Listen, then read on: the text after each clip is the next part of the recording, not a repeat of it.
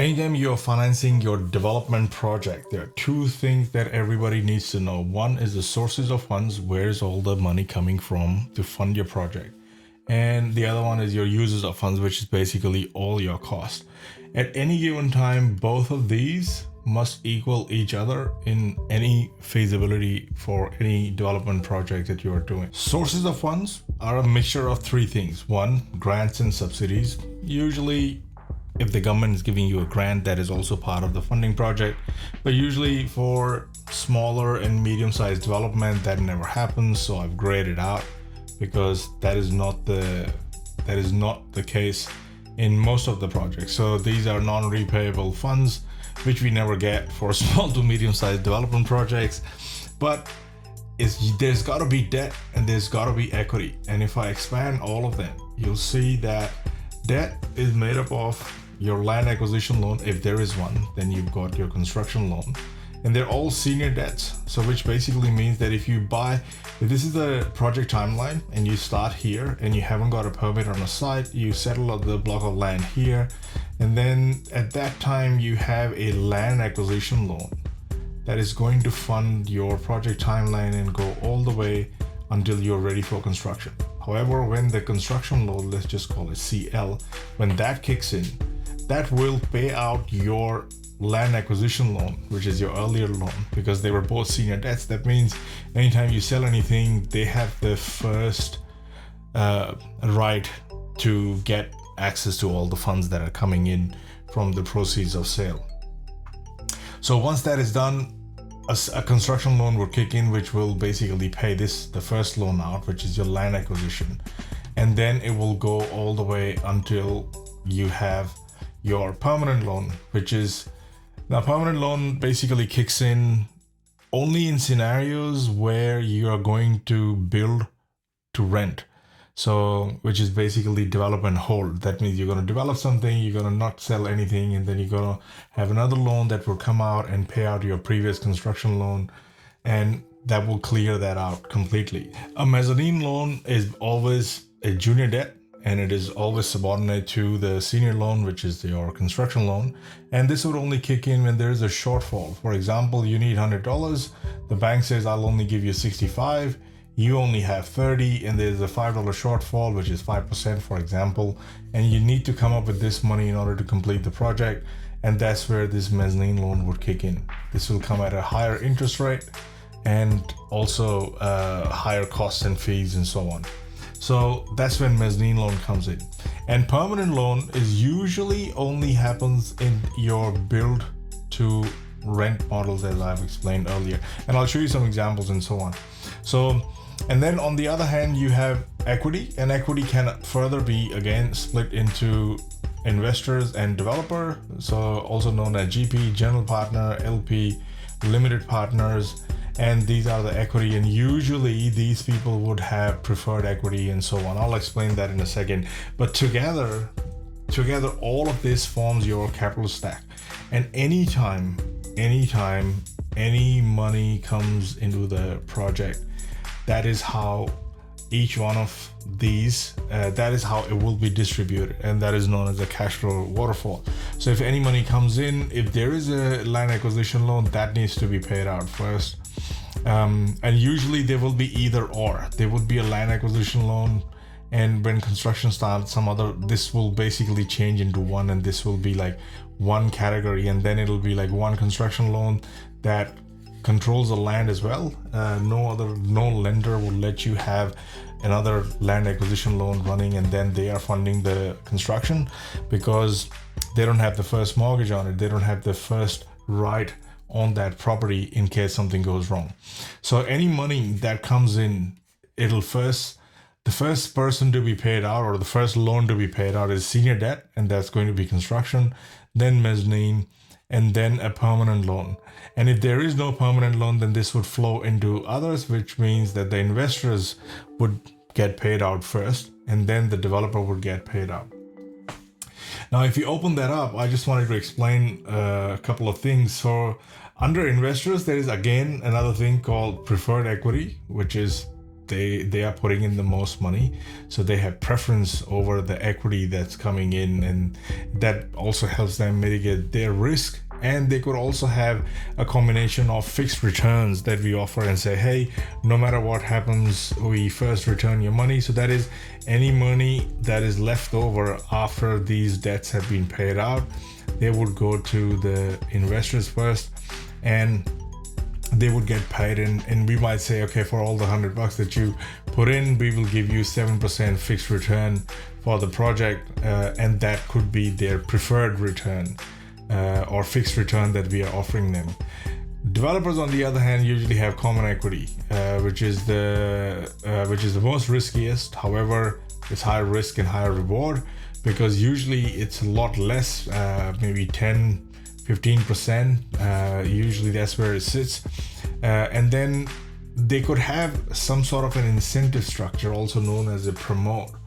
And in that promote, you could specify that when the preferred equity or the preferred returns have been paid out to the investors, let's say 7%, anything over and above that will get distributed based on the equity held from within each other, or so on. Or if they perform much better, they could be a higher return, and there are a number of different ways to actually structure this thing. And that is the second part of this portion here. On the other hand, we've got uses of funds. So let's say, what does that include? And if you wanted to see what that includes, is your land acquisition costs, your construction, all your soft costs, your consultants, engineering, finance costs, your contingency, and all your costs for sales and marketing. So even all your closing costs and everything would fall under here. This is like a high level balance sheet for all the costs. And all the costs must always equal all the sources of funds. That means if there are costs in the project, they've got to be funded by something. They've got to be supported by the funds available through either debt or equity, or a combination of both. Or if there are grants in the project, then they will be funded by the grants as well. Now let's look at two timelines. There is develop and sell timeline and a build to rent timeline, and see how they are different and how different methods of funding them kick in, when they kick in a timeline scale, and what they look like. But before we do that, I need you to go to our website, click on join free, and sign up for Edge. So when you click on here, there's a little form. There's a feasibility checklist, but that's totally optional. If you are interested in that, sign up here. But what this will do is give you access to our Edge community, and in that you've got a 7-day mastermind challenge for you that you can go through and start putting together your development projects. And just for signing up, we are giving away our 1 minute feasibility application that runs on Google Sheet. It's a Google Sheet add-on. It comes fully equipped with different sensitivity models, and you can do a feasibility on any develop and sell project in under 1 minute. And not just that, I'm here in this community. Click on ask me anything, post a question if you've got, and I will jump in and answer that. So let's continue. So we are here again. So let's look at our develop and sell model. So let's say we start a project in October, and we have land acquisition. So you can change that. You can change that to October, for example. Let's change that to October, and this only takes place once. And you can select, not October. We want to select October 24.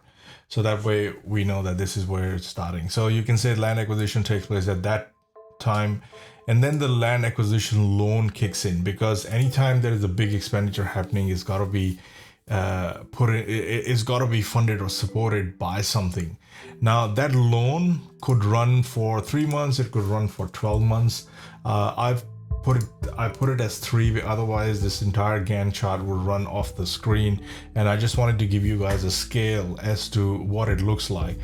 And the same thing is at the same time, because you won't be able to fund 100% of the land acquisition, so that means you will have a equity component that will also and not just to fill in the shortfall for the land acquisition, but also to fund all the different soft costs. So I put that in as the, for 3 months. It goes on for 3 months, for example. You can change that to 12 months. You can change that to 12 months as well.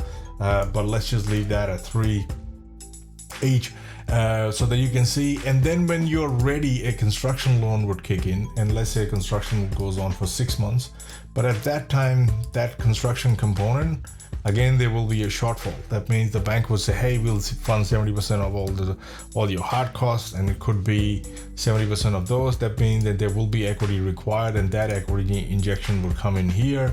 Now you will have this is how the entire cash flow for any development project is planned across a timeline, because you would know that, okay, I need to come up with X amount of money here in the month of February 25, for example.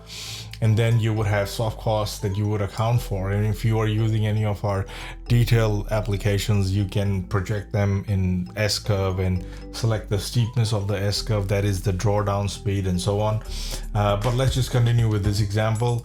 And if there is a shortfall at that time, you would have a mezzanine loan that will kick in. That means you will need to fund that. And usually that mezzanine loan would kick in earlier. So if construction starts in February, and I'll go February, let's say 25, it starts there, and the first 3 months is that, and then you have a construction loan, and you'll see this is where the construction loan would kick in. So construction loan would kick in after you've exhausted all the funds from mezzanine loan.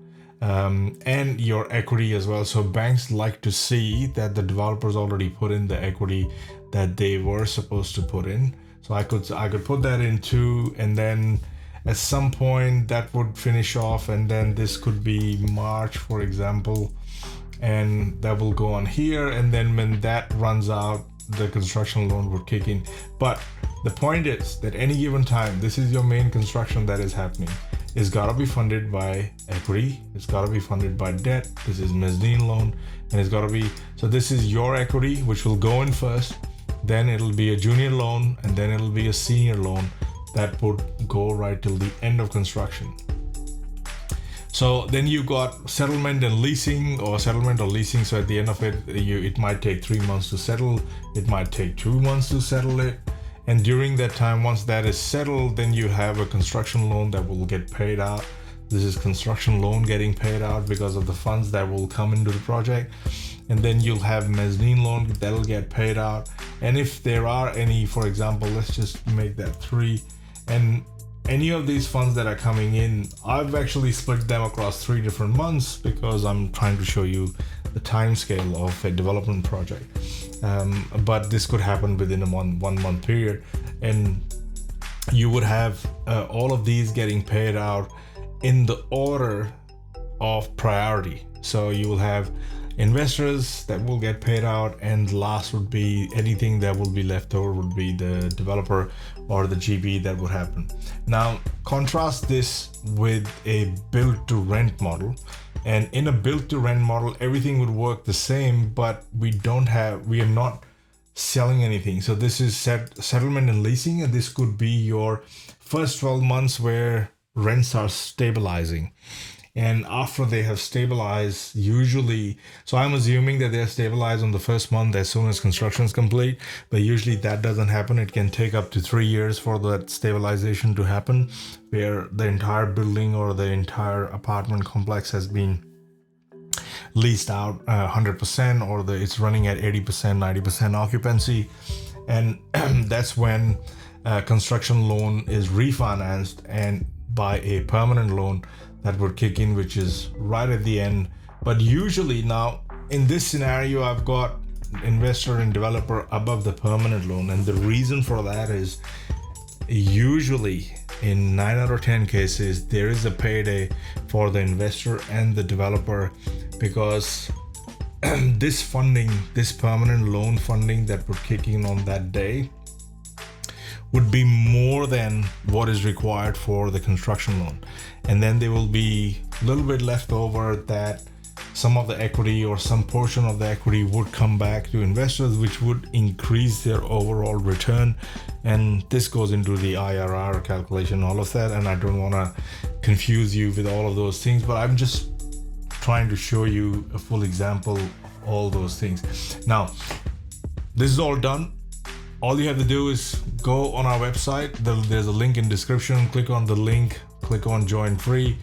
And once you are in here, you'll have access to a full trial of our lead developer feasibility suite, which under extension, lead developer feasibility suite has 4 different applications. And there's a new version of lead developer coming in, and a brand new application for build to rent, which is lead developer plus. That's also coming in January 2025.